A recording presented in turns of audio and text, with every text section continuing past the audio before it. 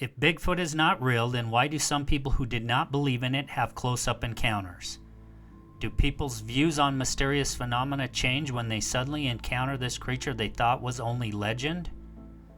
Why are so few people able to witness these elusive creatures while so many others have not? Is it purely coincidental that only a few people witness them while some longtime Bigfoot-filled researchers still have not had any face-to-face encounters?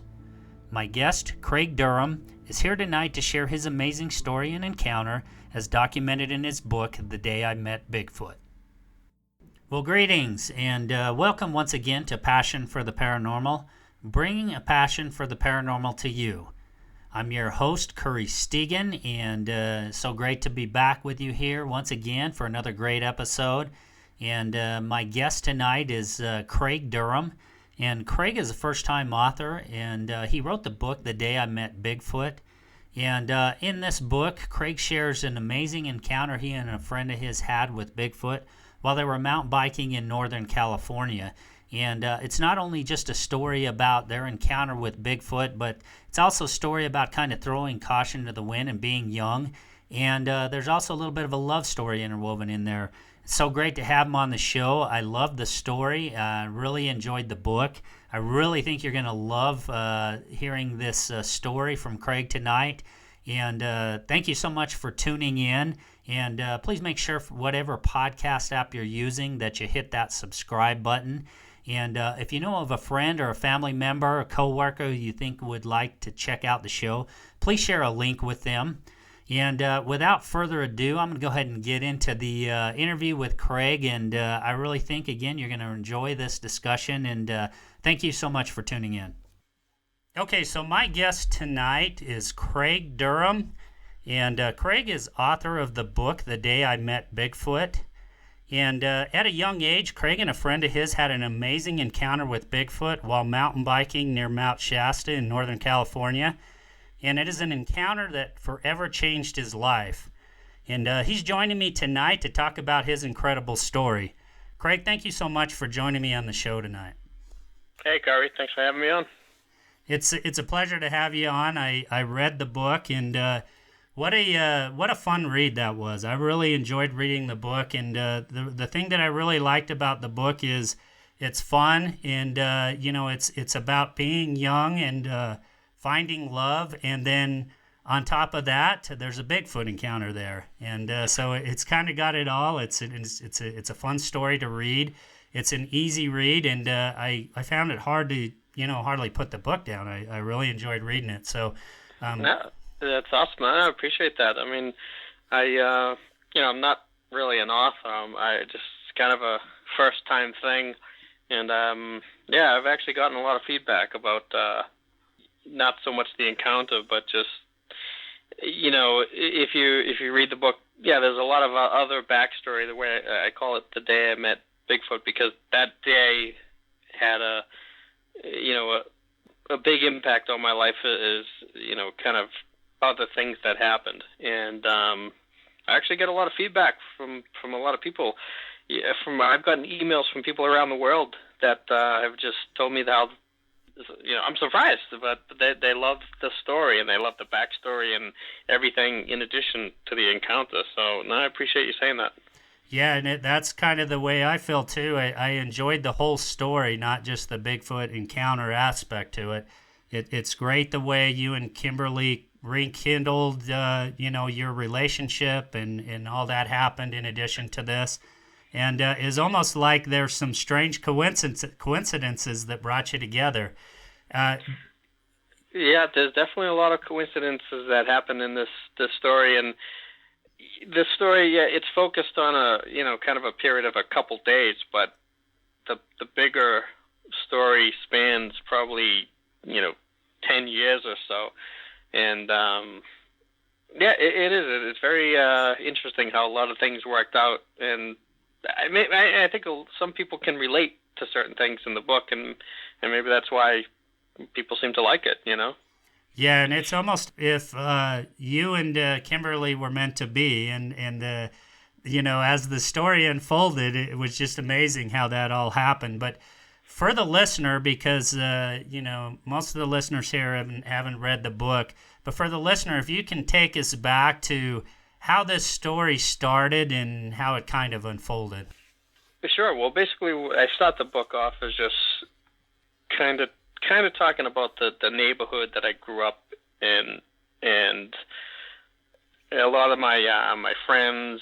We as young kids we rode around on our bikes, BMX bikes, and just riding around the neighborhood. We're in Boston. We're just outside of Boston, so it is kind of a city life, a suburb or whatever. But a few of us who had bikes, we actually live next to. It's not a forest by any means, but it's just we call it the woods, and it's probably 10 square miles of woods or so. But we used to take our bikes and we would ride in there, and there's trails, there's hiking trails, and all sorts of stuff. So we would go in there and basically ride our bikes throughout the whole thing, and we did that, for years growing up. But I think also too, being in the city, it's kind of an escape. We went in there and we would ride around, and we could never really get lost in there because we would always end up kind of, you end up on a street in another town or something like that we know about. But we'd also travel. A friend of mine who had a pickup truck, we would put our bikes in the back, and we would, kind of travel around to other cities that had similar areas, and we would try to get lost and just kind of, ride our bikes all day. And that's what we did as kind of young kids.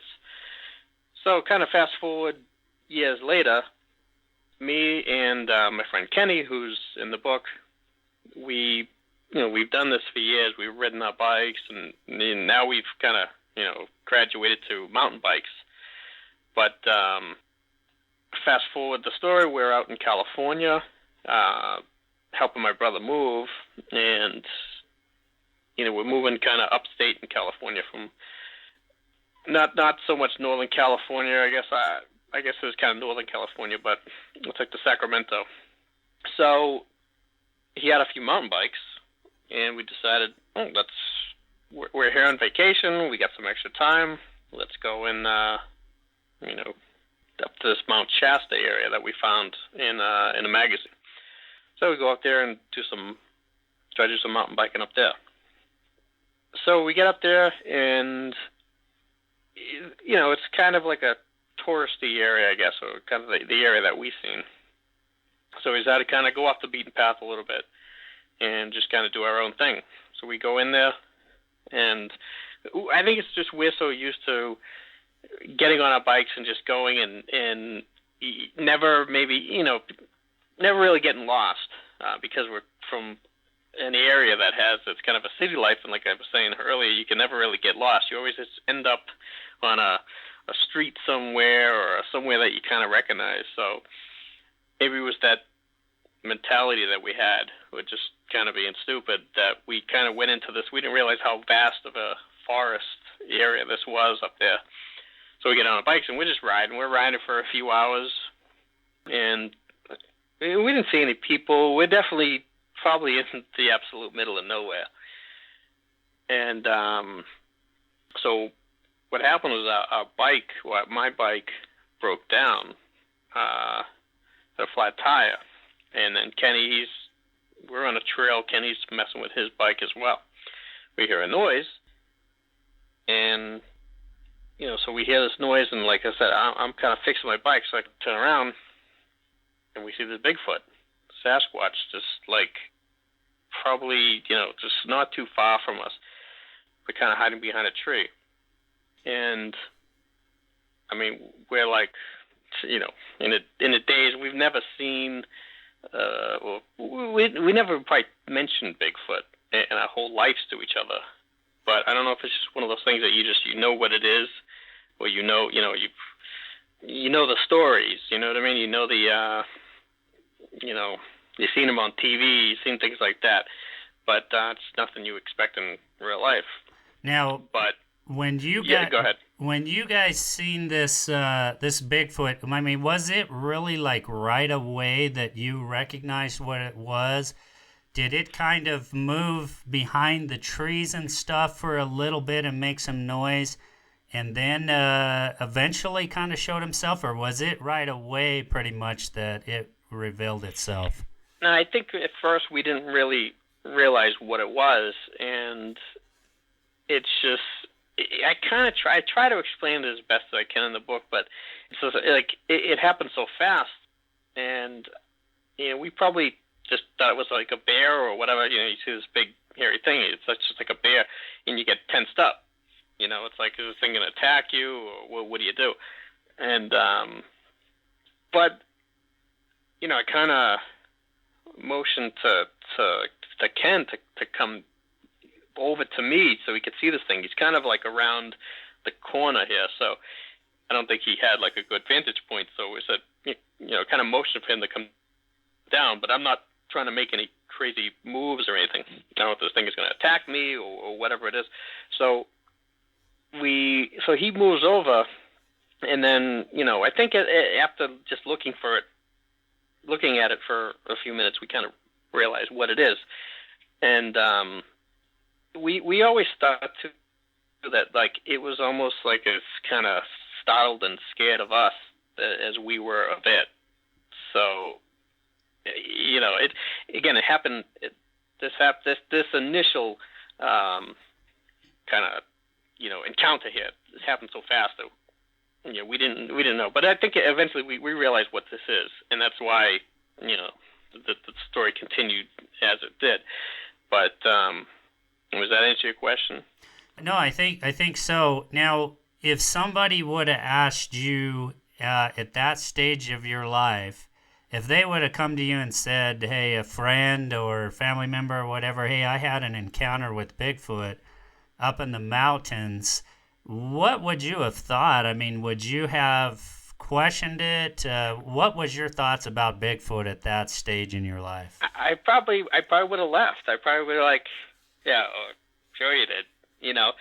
I mean, I don't know if it's just probably, like I said, growing up in Boston or whatever, but we don't have Bigfoot stories. We don't have any Bigfoot stuff out here, and I probably never really heard anybody mention it before then. So yeah, I probably would have just laughed. I was like, sure you did. Right. Now, the other question I wanted to ask you, you're from Boston, and like you said, it's city area. It's a big city.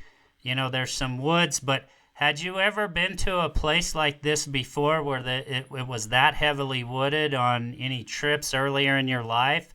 Or was this really the first experience with this kind of dense forest and, where there's no people in sight? Well, yes and no. So I do talk about a friend of mine, Greg, in the book, and so now he was a little older than us, and he had a pickup truck, and at times we would toss all our bikes in the back of his truck, and we would go up. Being in New England, there is places in New Hampshire and Maine and all sorts of stuff that you can definitely get lost in as far as these big forests area. So we had been to some areas that were, I'd say similar. But what we always did too is we always had,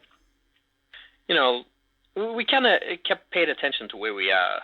So, for example, a lot of national forests and stuff. There's maps and being with my friend Greg, he was always good about downloading like a map at the time. You can go on a website or if possible. I mean, the internet was not what it is now, but I know his father was always good at having maps and stuff of areas. So if we kind of knew about a place, we would go, and we would kind of have a somewhat of an idea of what we would do and what we were going.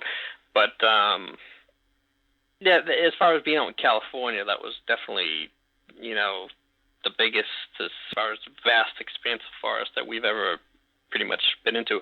But I think the problem too is we didn't really realize that at the time. we're just so used to being like with Greg and being in our local areas that we're just like, oh, let's just ride our bikes and just go as long as you want, not realizing like that you just keep going, and that this area is just like so vast, such a crazy forest that you can probably never find your way out. You know what I mean? Yeah, and you mentioned your friend Greg. Now, he was the one that was usually had the best sense of direction and was able to help you find your way in these different wooded areas you guys would bike in. Now, do you think you guys just didn't pay attention very good? I mean, you're young, you're a teenager. I can understand that. I've went out camping and went hiking when I was younger, and there's times where I felt like I barely found my way back or kind of felt lost for a minute or two. But now, do you guys think you just kind of got lost in the moment? Do you think it was more that now you spotted this Bigfoot creature, and was it you just got lost in the moment of that? Or do you feel like even at the point where you stopped and your tire got flat that you were already kind of lost? I think we were already kind of lost, but we didn't really probably realize it at the moment. You figure with Greg, this is a guy who him and his dad have ridden boats, and they've traveled all over with boats. So I think that's like Greg's thing is he knows about maps, and he's into maps, nautical maps and all sorts of things. So I think with him, just having that kind of knowledge of maps and always having maps and things like that, it was just like we never had to worry about that. Now we're on our own. It was just me and Kenny, and I think it was just enjoying how nice it was out there and how nice the trails were that, we kind of got lost in the moment and just kind of drove on and on and on. But at that point, you're right. I don't think we realized that we were lost, at that particular moment when we had the flat tire. Right, and then you spot this what looks to be, eventually you make out to be a Bigfoot creature. What's going on in your mind at this point? Once you realize what you're truly looking at, is it a sense of fear? What are you guys going through emotionally when you really realize what you're seeing? I mean, honestly, it's so hard to explain. We're like shocked, we're definitely scared. We don't want to move because we didn't. It's weird. We both probably had the same sense of feeling, but we didn't like say much at that moment. And I think that we're probably both just afraid that if we make any sudden moves, is this thing going to attack us? Is it going to, what's going to happen? So we kind of just stood there and kind of in shock. But at the same time, I think just, I think when we realize what we're looking at, you can't help but be curious. And since the thing wasn't really attacking us, and eventually when we kind of realized that this thing is kind of maybe timid and scared, actually, that made it a little easier, I think, And so is it kind of just masked partially behind a tree and kind of poking its head out, or how do you remember that first part of the account? Yeah, it was definitely kind of hiding behind a tree, and I kind of reference it in the book is kind of like almost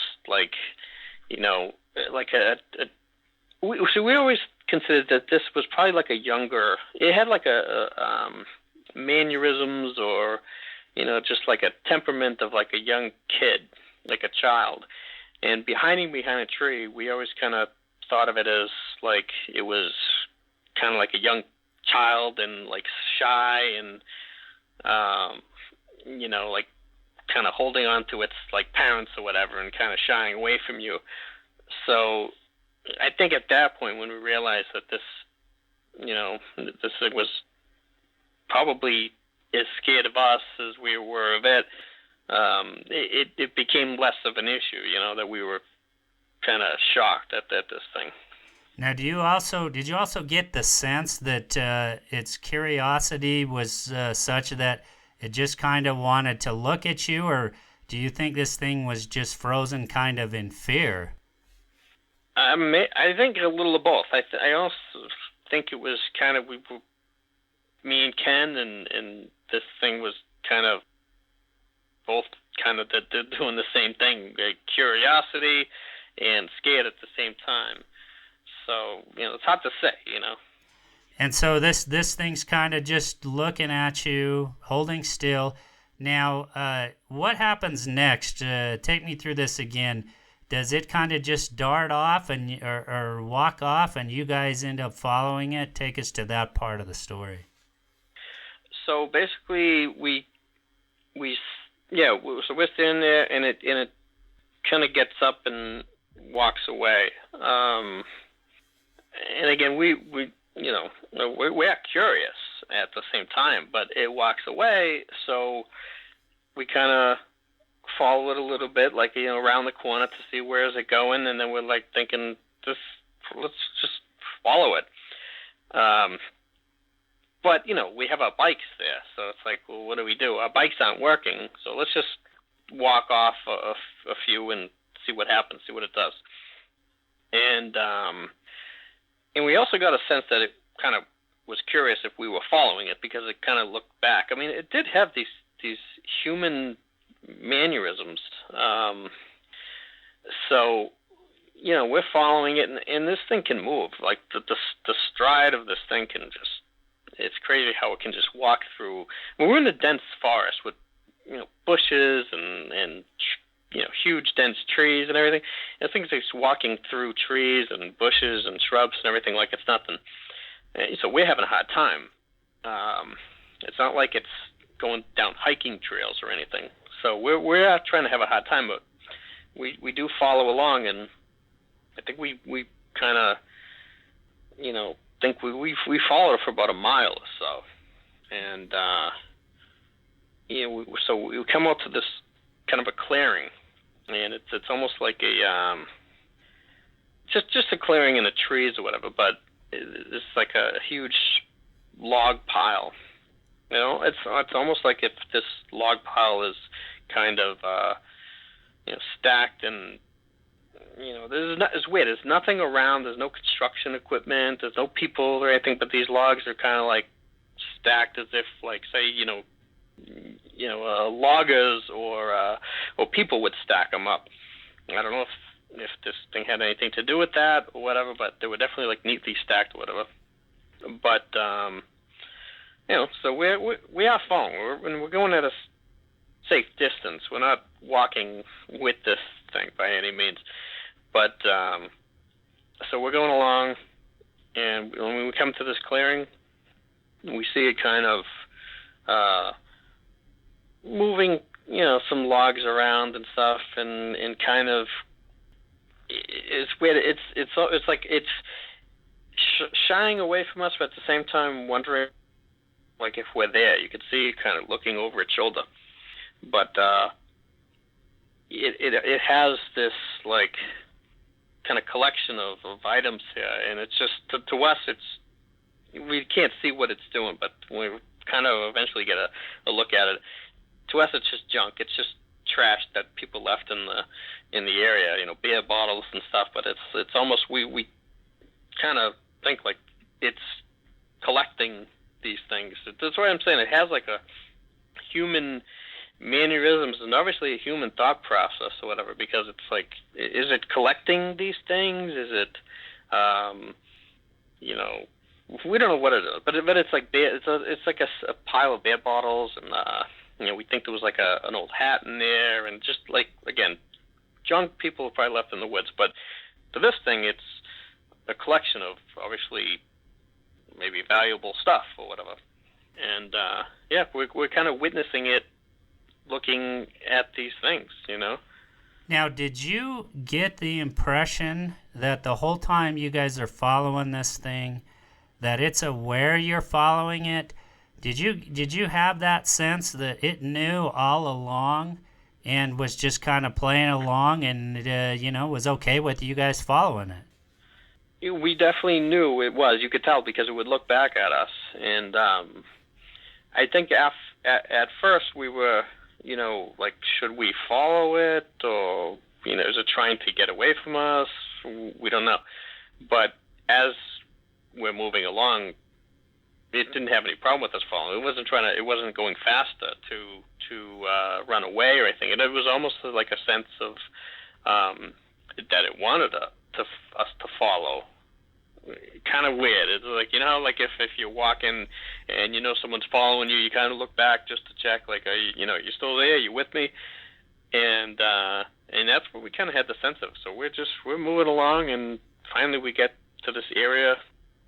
So we never really felt that it was trying to get away from us. It was more like we almost felt like it wanted us to follow, if that makes any sense. Yeah, no, I think it does, and that's interesting. The way you describe the ease of movement, and so it sounds like you guys kind of felt like you're out of your element. This Bigfoot creature is just easily moving through this dense forest, which is, something that other people have described when they've encountered these things, is they seem to just move with ease. Do you feel like at any point it could have just left you in the dust if it wanted to? Oh, no question. This thing, I would say we, not like running, but like a jogging or a fast pace, like that. One of its strides was probably 2 or 3 of us.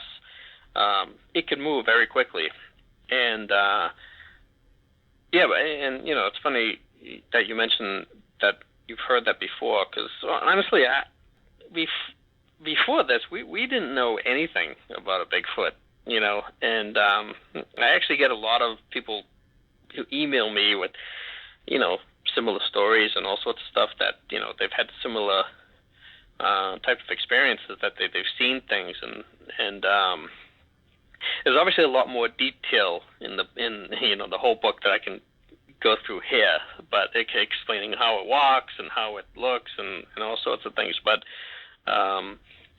no question, it could have just left us in the dust. That's why we were wondering too, like, maybe it wants us to follow, because this thing could easily, if this thing ran, it would be gone. It would be long gone. We would never be able to keep up with it, Now, the interesting thing here is, I'm assuming you've seen the Patterson-Gimlin film, which was, of course, there was the 2 cowboys on horses, and, it's, I guess, 15 millimeter film. This is 1968.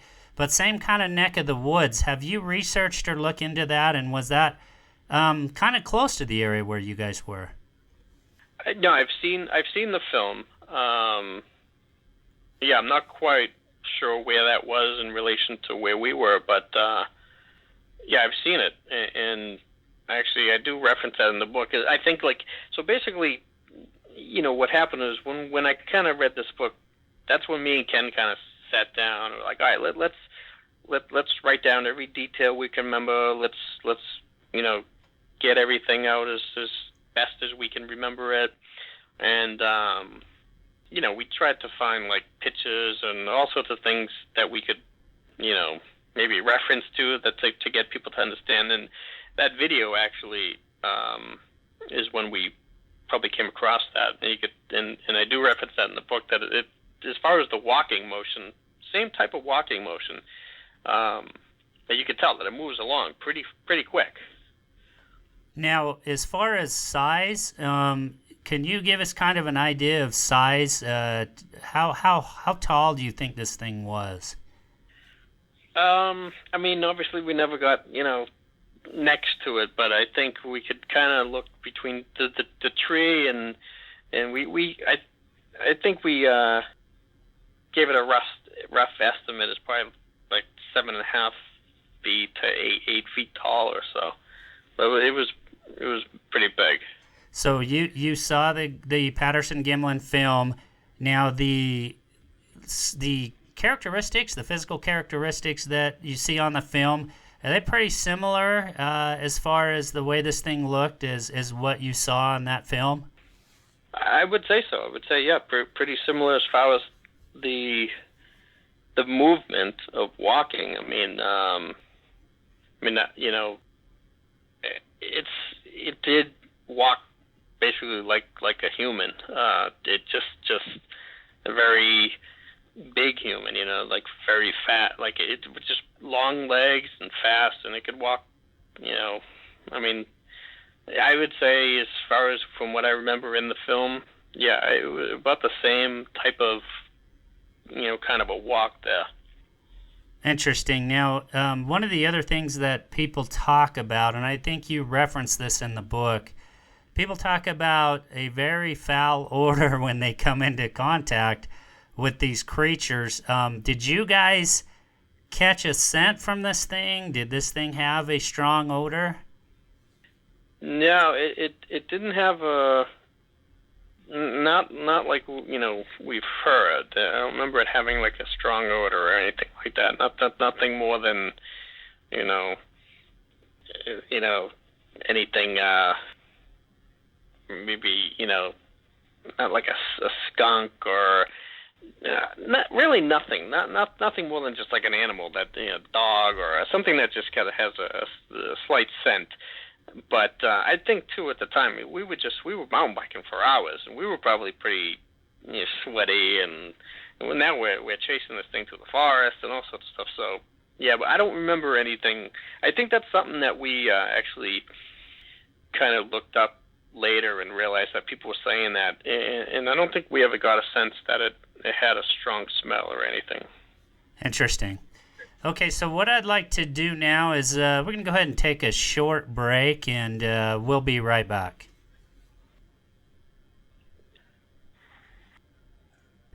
Okay, so I'm back with Craig Durham. We're talking about his Bigfoot encounter, and which he recounts in his book, The Day I Met Bigfoot. Amazing story. So, Craig, we were just talking about a little bit about what this thing looked like. I think you said anywhere maybe from 7 to 8 feet tall. Very long strides, and really no prominent odor. Of course, you'd mentioned that you guys were probably pretty sweaty and dirty from mountain biking, that sort of thing. How much do you, if you had to guess, how much do you think this thing weighed, and kind of give us an idea? Because a lot of people say these things are pretty wide. Give us an idea in that sense, how big it was. As far as how much it weighed, it's hard to say. I mean, the only thing that we really kind of referenced was, I don't know if it was just the ground or whatever that we were walking on, but you can almost like, just the noise of pounding on the ground. That if we're walking along, we're not making any noise when as far as our feet going on the ground, but just the you could almost it's hard to explain, but you could feel it like stomping along the ground. I mean, it was definitely hundreds of pounds. I couldn't say exactly, but it was definitely hundreds of pounds. I mean, this thing was heavy. This thing definitely made, it's almost like, if you go camping and you're putting a tent up and you got to nail like the spikes in the ground, you can that weird sound that you're smacking on the dirt ground with a hammer. When this thing's moving along, it's got a similar sound. It was a lot of weight. This thing was heavy. Interesting. Now, you guys are watching this thing, and it's sorting through things. It's got some collectibles, right? From it looks like from people who have left stuff. Talk a little bit about that. What's it doing at this point? It's kind of at this point. So this thing was probably pretty aware of us the whole time. Looking back, following along, and as we're following along, just to make sure, I think we're following, or what to be curious, are we still following it? But at this point now, once it gets to its, we call it kind of collection of things there.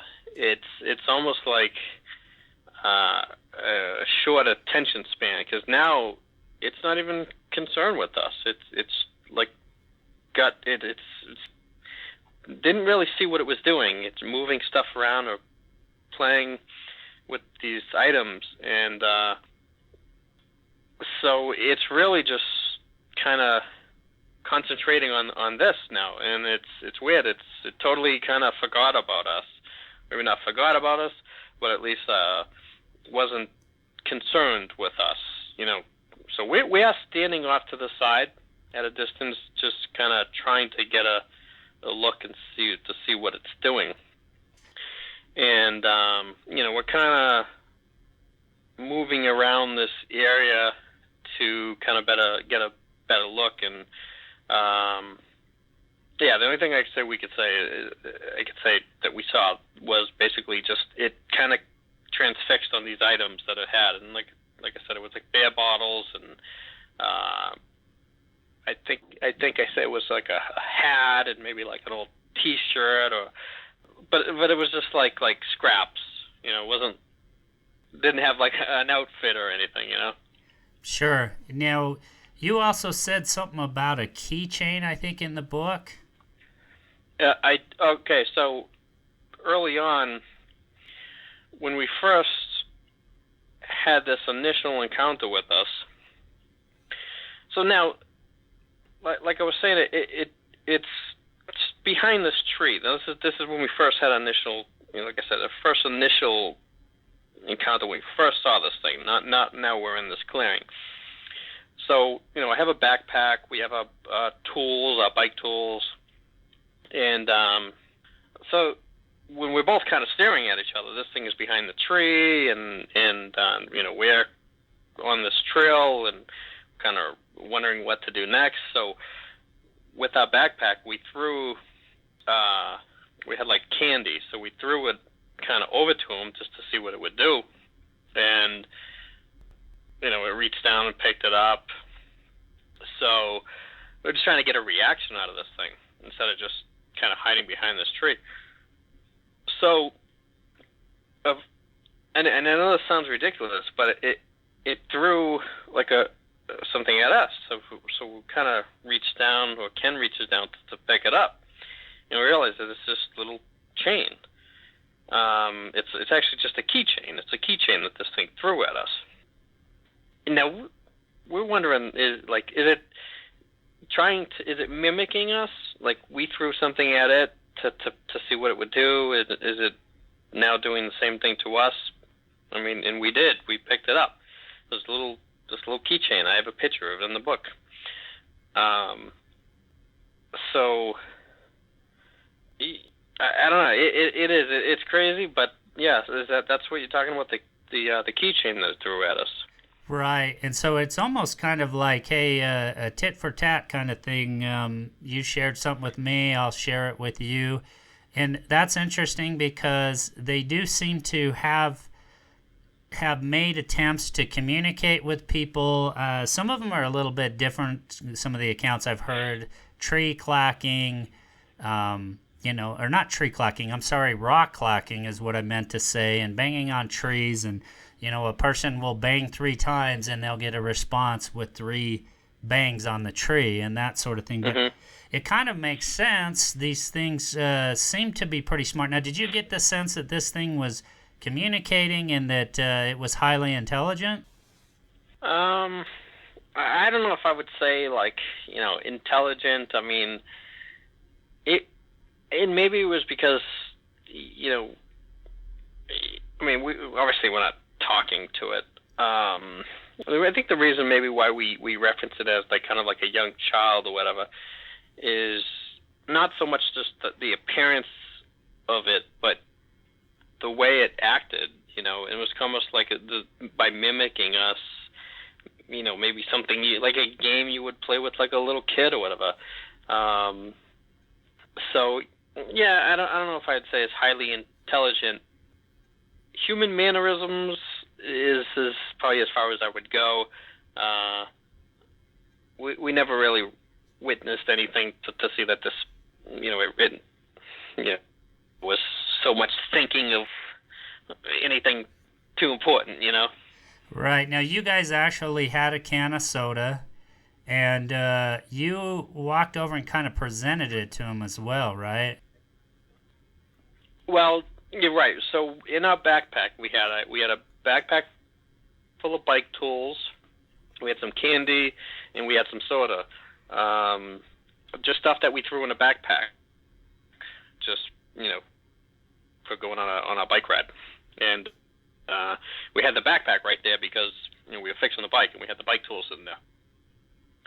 So now this is Ken. You got to kind of understand, the way Ken is to get this. So I mean, he's a big animal guy. He would try anything, and so of course now that it took this candy from us, the only thing we have left is the soda can. So, if I recall, Ken, I think, opens up the soda and he takes like a sip of the soda and drinks it, and kind of walks over and places it down on the ground and then we step back, obviously, to kind of see what it does. And again, I know this sounds ridiculous, but it picks up the soda and I think it attempts to drink it, more making a mess all over itself. But yeah, it kept this soda can. Basically at that point, when it had the soda can, is when it kind of took off on us and walked away. And it took the can with it. And now we kind of think maybe, it brought the can to its collection of items or whatever. At that point, that's when it kind of got up and left. Now, during the second part of the counter, you guys are watching it, and it's kind of just going about doing what it's doing. Is at that point, you also took the backpack off, and were kind of demonstrating, putting things in it. And is it that point when you guys actually handed the backpack to the Bigfoot? Or kind of left it there, I should say, for it? Right. I mean, we never got close. We never got close enough to touch it or hand anything. Everything was kind of thrown or, kind of tossed at it or whatever. So now, yeah, this was, another one of Ken's great ideas. Let's take this backpack that we have and, give it to him. It could put its stuff in it. And so, if I recall, I think Ken kind of threw it over to him or tossed it to him. And, and it picked up the bag, and it was the backpack that we have, of course. And now, I didn't realize at the time, but I'm pissed because that's where all our bike tools were in the bag. We were so in the moment. I don't think that either one of us realized that, but yeah, now all of our bike tools were the ones that we didn't have, out when we were fixing the bike, are now in the backpack with this thing. Yeah, unfortunate, because now you guys, you don't have your tools anymore. Now, shortly after this, help me, because I'm trying to recount the story, but something startles you and startles it. Can you talk a little bit about that? Sure. So, again, this probably, it felt like forever, but it probably all happened so fast. So, as we tossed the backpack over to it, and it's kind of, messing around with these items that it has, and we start to hear this noise kind of ruffling through the trees and the bushes and things. It's almost like coming fast at us, running towards us, and we'd turn around looking like, what the heck is that noise coming at us? And so the Bigfoot stood up and just took off, and then that's why we say that there's no way we could ever keep up with this thing, because this thing just gets up and I mean, you've never seen someone move so fast. This thing just took off. So now we kind of look at each other. We're like, all right, let's get the hell out of here. We run in kind of the direction that we were heading. This ran off in one direction, and we were kind of at the spot that we were at was kind of next to a clearing. So we took off in that direction, and we just started running until we finally got to a spot where we kind of got around a rock and caught our breath. But we didn't know what that was. We didn't know if is it another Bigfoot? Is it a bear? We don't know what it is. But obviously, if something scared this thing off, we weren't going to stick around to figure out what it was. And it's just kind of like, I think, when you're like a young kid and the cops come and one person takes off, everybody takes off. You don't even know why. But this thing ran away. So we were like, let's get the heck out of here. So we ran off too.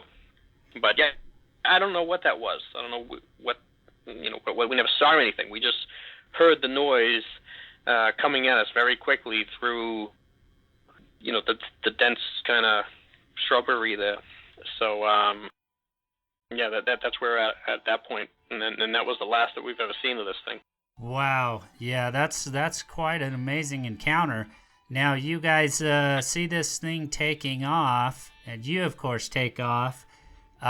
This thing that was coming through, whatever it was through the brush, it sounds like it was pretty loud, and you got a sense that it was something fairly big. Is that right? You definitely. I mean, again, I don't know bear or what, but yeah, it was definitely something coming at us. I mean, you could hear it. You could not necessarily feel it, but you could hear it in the ground there, and you could. You could just tell something was coming, and obviously it startled this Bigfoot that it took off. So whatever it was, I think it was probably best that we took off as well. Yeah, and I think I would have done the same thing at that point. I think I would have been pretty startled. Now, yeah, I think it was just like a subconscious thing. It was just like, this thing left, let's get the heck out of here, because we heard it. We could hear something's coming. We're we're looking around, like, what the heck is coming at us? And then this thing took off, so we obviously take off at the same time, And so is it at this point you guys stop by a rock, you're catching your breath, you're probably just kind of collecting your thoughts at this point, I'm assuming, and kind of figuring out what the heck just happened. Talk about what's going on now. Is this at the point where you guys start to realize you've wandered too far off the beaten path and you're possibly lost? Yeah, I would say maybe not quite just yet, but we are now. We're like, what the heck is going on here? What was that? So now we realize, all right, let's go back to our bikes. Let's get the heck out of here. Let's go back to the bikes. And just head back to we had a rental car, we had a Jeep, we had a rental car. Let's just go back to the Jeep, let's get the heck out of here. So meanwhile, we wandered off probably a mile or so when we were following this thing, and now we just ran for however so long. We ran away from this thing into an opposite direction, and again, there's no trails, there's no nothing. You just kind of you look around and it's just trees, and you're kind of absolutely in the middle of nowhere. So, all right, let's slowly go back the way that we came, try to go back to that little clearing there, and maybe we can find our way back to the bikes, kind of retrace our steps. But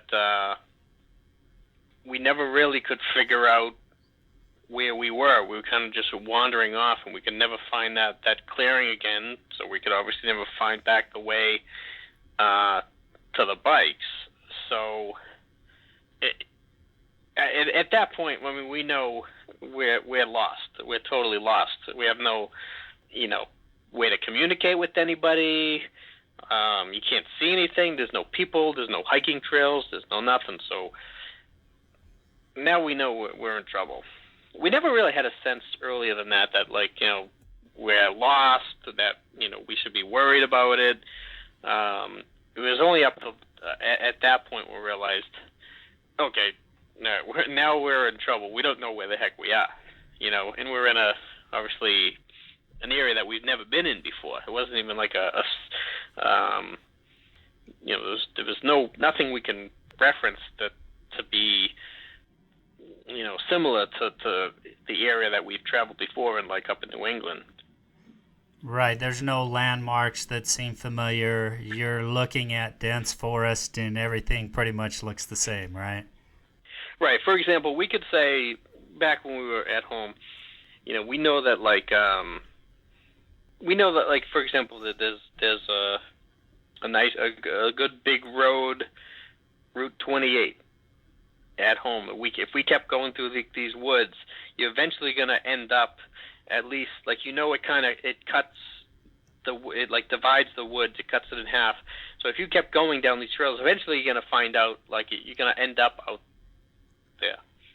And so we were never really too concerned, because you just go on these trails forever. Eventually you're going to come out to an edge of the road. But here, it's we don't know where any of that stuff is. We don't know.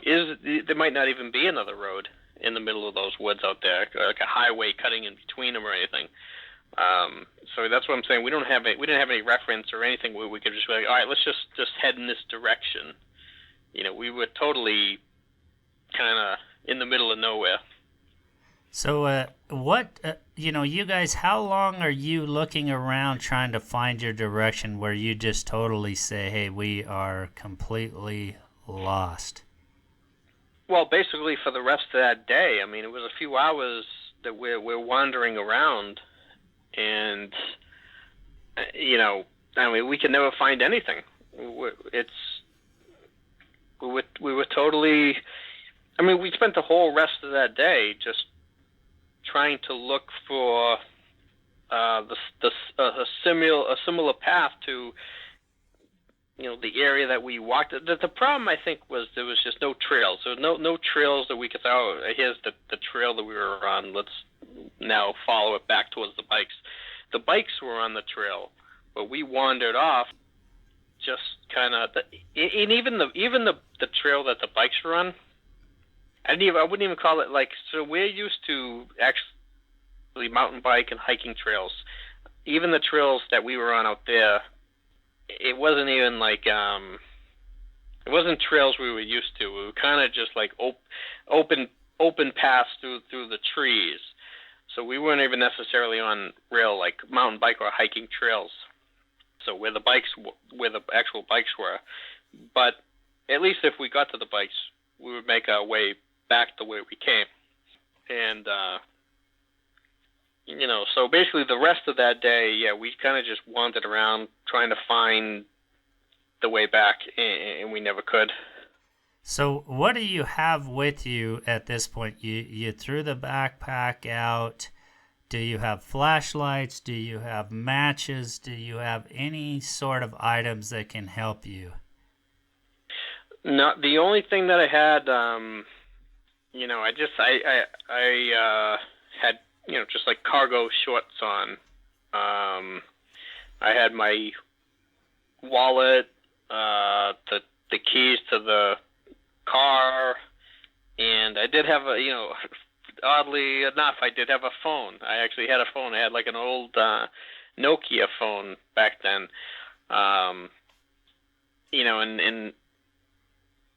People have said, well, why don't you take any photos of this thing? And this is an old phone back in the 90s. You couldn't take any photos or anything. Right. They didn't have cameras on those phones. Yeah, we had no, there was no camera phones or anything like that. But, so basically, I had the phone, but it was minimal battery life left, and there was no signal anyway. I mean, we were out absolutely in the middle of nowhere. We looked at the phone probably 1,000 times trying to call my brother, but, you could never get a signal. So kind of what we tried to do was let's try to find a high point, like a hill or a mountainous area that we were. It was a very mountainous area as it is. Let's try to find the highest peak or whatever that we could find, and try to get a cell signal. So, the only thing I could do was basically keep the phone turned off until we could hopefully get an area to get a cell signal. But yeah, the phone was pretty much useless where we were. So you guys finally get to a point, right, where it's getting dark. You realize you got to set up some sort of semblance of a camp. You have no matches or anything, so you're not able to start a fire. Is that right? Yeah, no fire.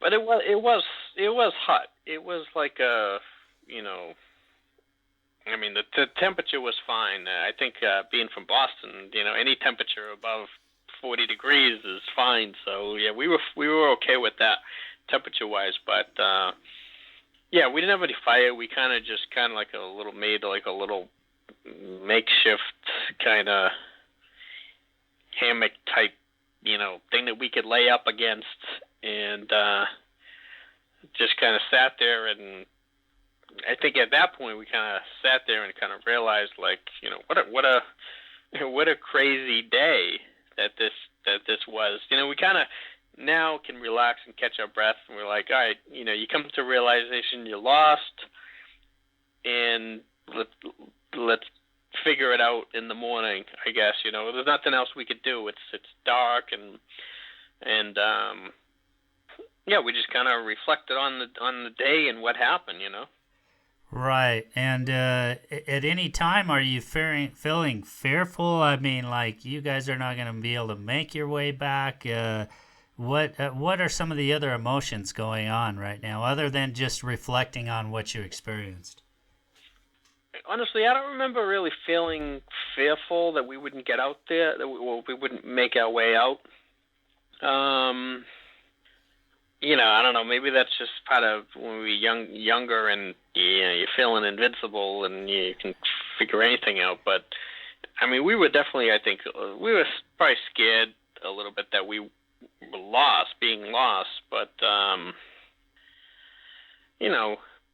yeah, I think deep down we figured we'll figure out a way to get out of here. When you're young, yeah. you're kind of bulletproof, right? Yeah, I think so. Yeah.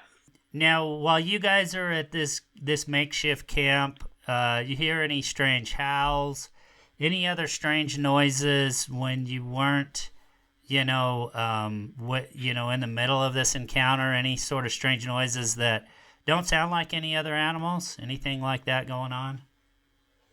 I don't think so. I don't think we really. I don't remember hearing anything. I mean, we were pretty much up all night too. We were kind of just sitting there talking and kind of, wondering. Once we get out of here, what do we do? We got to tell somebody about this. I mean, we just think we just made the discovery of a lifetime. You know what I mean? And I think that excitement even kept us up for the pretty much 90% of the night. I'm wondering, you've shared this story, it sounds like, with a lot of people now, and obviously you have the book, so a lot of people have read your story. There's a lot of people out there that are spending, a lot of time trying to discover these creatures. They're going out with cameras, they're going out with infrared cameras and audio devices, and I've had a few other guests on the show that are Bigfoot, researchers. But do you ever have you dealt with backlash from any of these people that say, hey, how are you able to interact with these things when so many people are out there trying to find them and can't seem to spot them or anything? Have you dealt with that? Honestly, no. Now this happened in 1998. Obviously now this is 2018 where I started putting this book together. And I think the reason why, and I do explain in the book of some of the people that we've told since, it happened. And I think it's one of those things, it's like a, like UFO or ghost and all sorts of things, where it's kind of one of those things, people don't believe you or whatever the case is, and you don't tell anybody, or you kind of shy away from making it a big thing. You don't want to be known as the Bigfoot guy or the UFO guy or whatever. Right. And I think now with the internet, things have changed a little bit. But so we've told a few people, we've told family, we've told friends and things like that. And, some people are like, yeah, okay, whatever, sure, you did, and some people believe it. But you know, I got a guy at work who he's like this huge Bigfoot guy, and one day I ended up just like telling him, and you know that's when I realized that he's this huge Bigfoot guy. Now I know it since, but he's kind of like been, you know, for a few years that you gotta tell the story. You gotta tell the story. You gotta get, because he knew it. He knew it in as much detail as I could tell him at that point.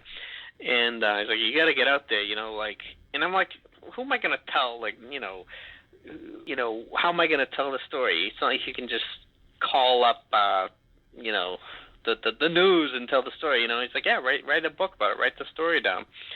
And I think it took a while because it's like I said, I don't want to be, you know, ridiculed for it or whatever, and you know, people are gonna make fun of it and this and that.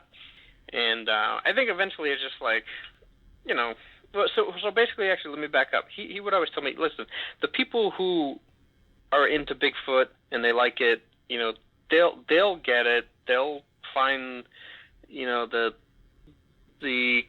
consistencies of other stories or whatever that people will relate to it, and they'll accept it. It's like, so finally I was like, you know what, all right, well, I'll do it. And now fast forward, the book is out, and I've had zero negative feedback. I mean, I've had a few bad reviews on Amazon of people saying, you know, these guys are idiots. I can't believe they went out into the woods and they didn't know what they were doing, and you know, stuff like that. But as far as the Bigfoot thing, I've had people all around the world emailing me, you know, like, thanks for writing this book, and you know, I've had a similar, you know, situation, and you know, check out this picture. What do you think of this? What do you think of this encounter, and all sorts of stuff. I've had nothing but positive stories and emails and everything from it, and I'm shocked. I never expected that. I never really knew anything about the Bigfoot kind of genre or what people thought about it. You know, it is kind of a fringe, I guess, subject, and I didn't realize how many people were into it. I always figured, like I told the guy at work, listen, if I sell one book, then that's fine. That's my goal. But I'm shocked how many people have bought in the book, and how many people have read the book, and how many people have contacted me and said, like, this, we love the story and this and that. It's overwhelming, and it's shocking. It's really shocking and surprising, you know. Interesting, and it's great that you've had that outpouring of people who appreciate that you've done this. How else has this changed your life now that you've written this book and you've experienced this? Well, you mean from the book itself? How has the book itself changed my life? I mean, the experience itself has changed my life, but the book itself, I mean, it's not like it's a New York Times bestseller or anything like that. It's not like I'm making it. I barely make any money off of it or anything like that. It's more just for the just to get it out there and you know, have people kind of enjoy the story. But as far as a change, I don't think it really hasn't changed anything. I think that the majority of my friends and family who kind of knew about it, you know, and they've read it, and it's kind of just a repeat of what they probably already knew. But it has changed in the sense of kind of, you know, I put an Instagram page together and I put a website together and stuff, and I think it's made me kind of get into it a little bit more. Like, even through the years, I've never been, I was never like a UFO guy or never like a Bigfoot guy or a ghost guy or anything like that. I think just now that people have sent me stuff and, you know, articles and things like that, you can't help but pique your curiosity into other kind of unknown things. And, you know, there's a lot of interesting things out there now, you know. Sure, and that's But kind. it hasn't changed my life as far as you know, going on book tours and selling a million books or anything like that. But Sure, and I wasn't really getting to the financial part of it. I was more talking about how it may have changed your view. And I'm glad to hear you say that, though. It's kind of sounds like it's opened your mind to other possibilities. This is a show about the paranormal, and I cover all things more or less. The net's pretty. I cast a pretty wide net in terms of what I cover, whether it be UFOs and ghostly encounters and poltergeist, you name it, Bigfoot stories. I cover a wide array of things on this show, and Bigfoot's just one of them. But that's kind of what I was getting at. Has this kind of changed your view a little bit? And it sounds like it has, and I think that's encouraging to hear, because if you hadn't had this experience, maybe you wouldn't think twice about any of the other things. yeah, no, I would. It's definitely opened my mind to a lot of things. You know, like take for example my Instagram page. I get people who send me articles and all sorts of things, and yeah, it piques your curiosity, and you click on it and you read it, and it's not so much something that's talked about on CNN or anything, but there's obviously these articles written and these obviously less of a mainstream news and sightings and all sorts of things of ghost stories, and now I find myself like watching UFO files and all sorts of things on TV. It has changed my life as far as being more curious of things. I think at first I don't know, I wouldn't say I shied away from it, but just didn't pay much attention to it, and it's probably because you've told some of these people my story, and like, yeah, okay, whatever. It's like not taken serious, and but now, I mean, you look on TV now. There's Ancient Aliens, there's UFO files, there's all sorts of TV shows now. It's almost like it's more widely accepted now, if that makes sense, and you can't help but be interested, and I think now, like, honestly, I have a perspective. It's like anything's possible now, because I never thought of a Bigfoot or anything like that was a real thing. Now it's like anything's possible. Yeah, and these are the kind of things that I delve into in the show. All these unexplainable and paranormal type things.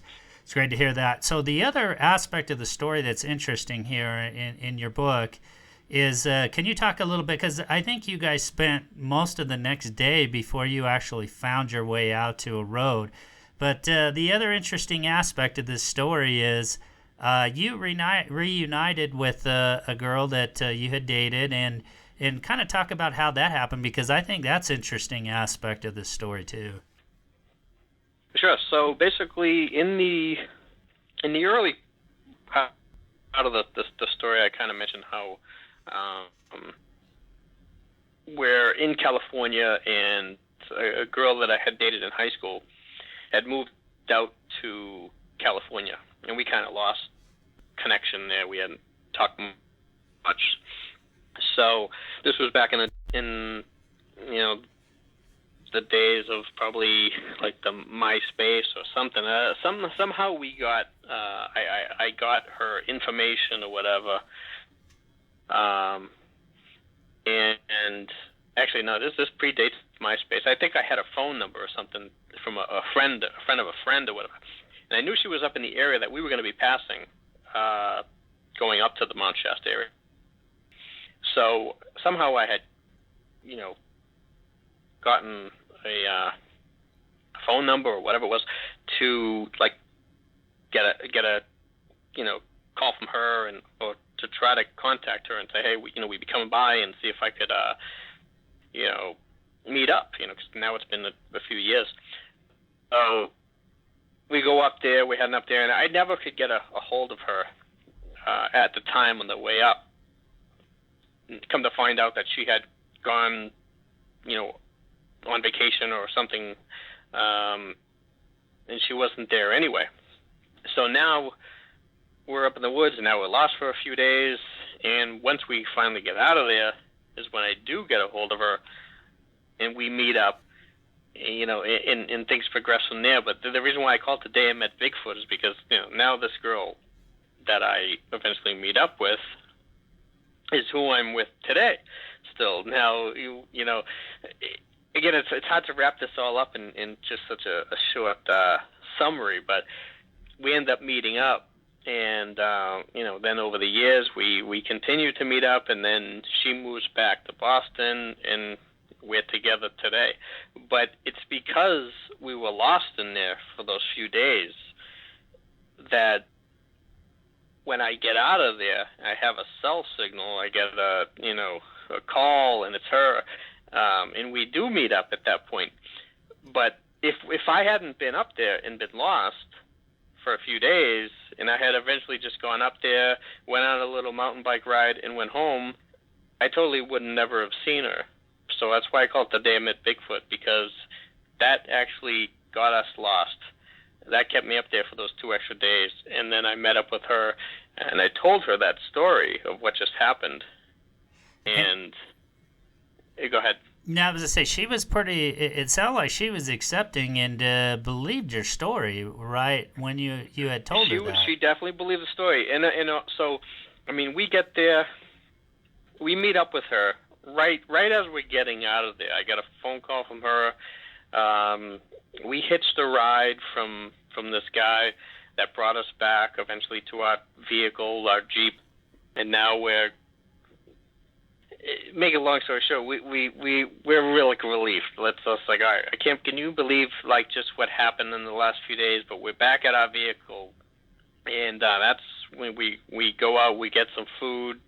We haven't even like cleaned up yet, and I get a call from her, and I meet her up, and we just tell her the story of what just happened. Meanwhile, we're dirty, we probably stink, we're filthy, and it's like, you tell the story of what just happened. You've been lost in the woods. We just had this encounter with this Bigfoot. We're riding our mountain bikes, and you look at us. We're all scratched up from running through the bushes.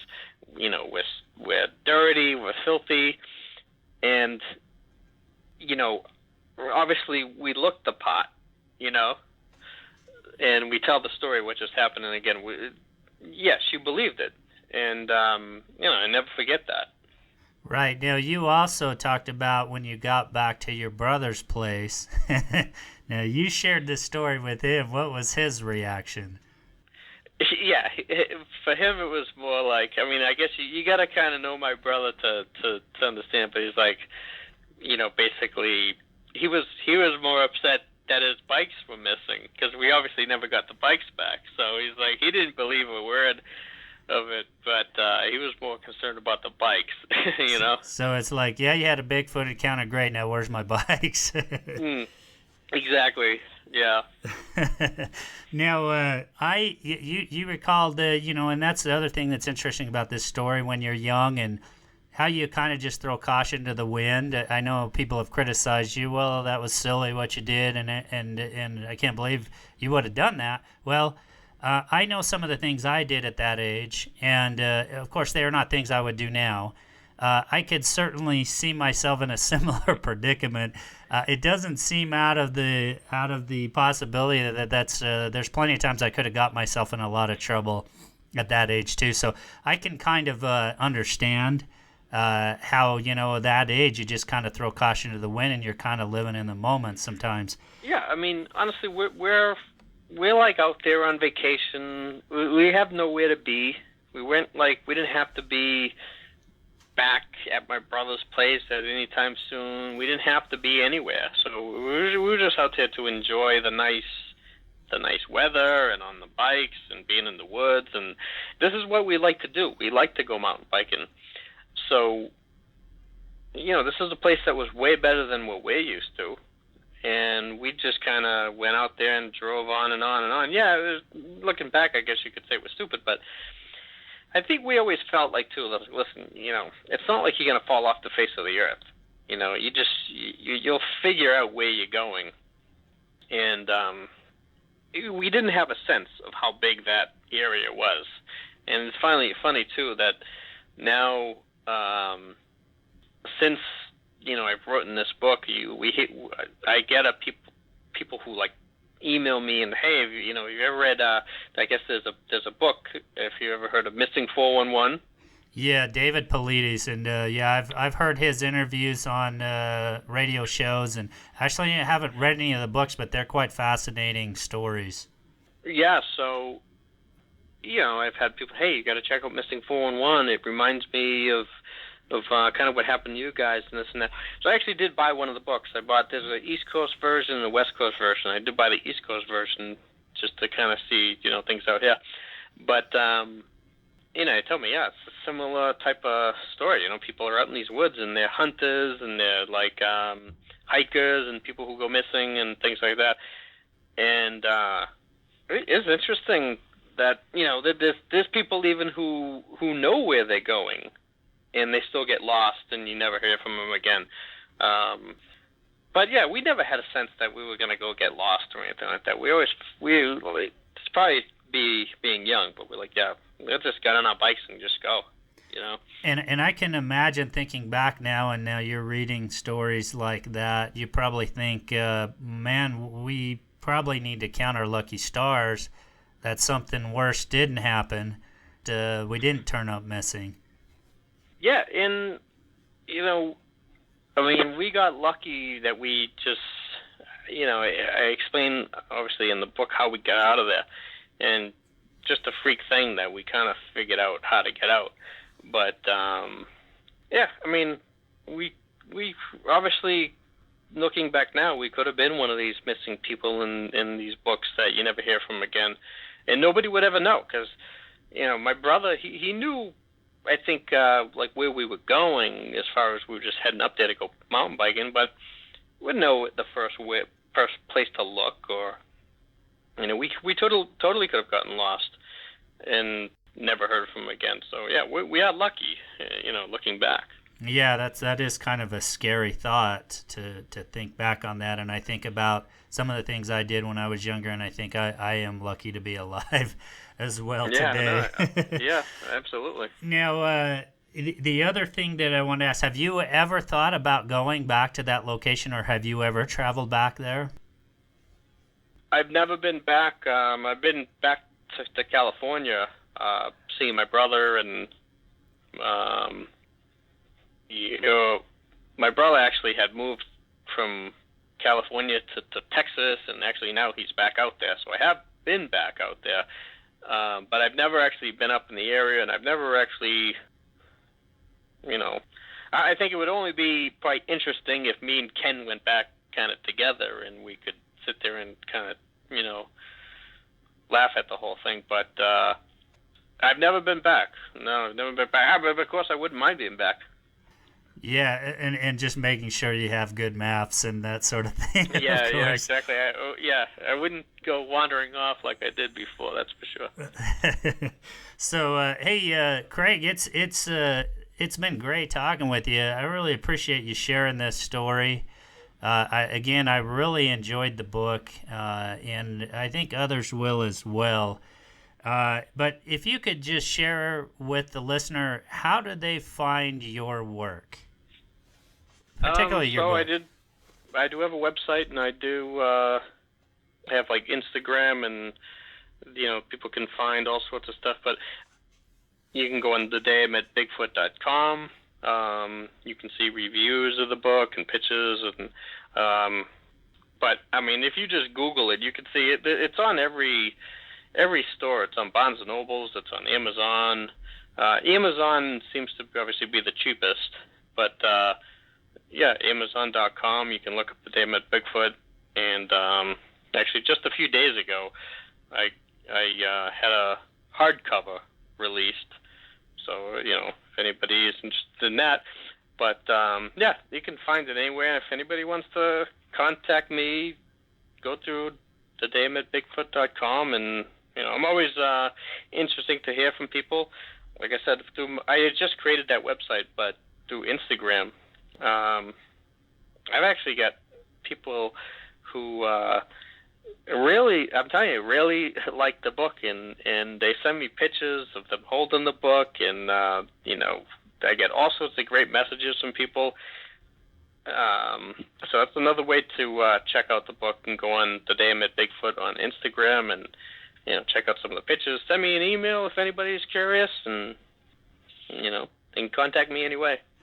Now, I did a lot of mountain biking as well when I was younger, not so much now. Are you still a mountain bike enthusiast? Do you still do a lot of mountain biking? I do. I mean, not as much as I'd like, but yeah, I still live up in the same kind of area there, and we still have the whole woods that I grew up with, and I still go in there with my friend Greg. I got a couple neighbors who go mountain biking, so yeah, we're still in there mountain biking. Great. Hey, Craig, once again, thank you for hanging out with me. Thank you for sharing your story. Again, the name of the book is The Day I Met Bigfoot. Again, it's a great read. I think one of the reasons why I enjoyed reading it, well, I already mentioned some of the reasons. It's also an easy read, but it's fun, and you hardly want to put the book down. You want to get to the next part, and I think that's what's great and what's enjoyable about reading it. But, once again, Craig, thank you for hanging out with me. Thanks for talking with me problem. and sharing your story. Yeah, thanks for having me on. Appreciate it. Okay, so that's going to about do it for tonight's show. And big thanks to Craig for joining me on the show tonight. I really hope you enjoyed that discussion. I know I did. And if you haven't been over to the website yet, please head over to passion4theparanormal.com. And you can catch up with past episodes there. You can blog about past episodes.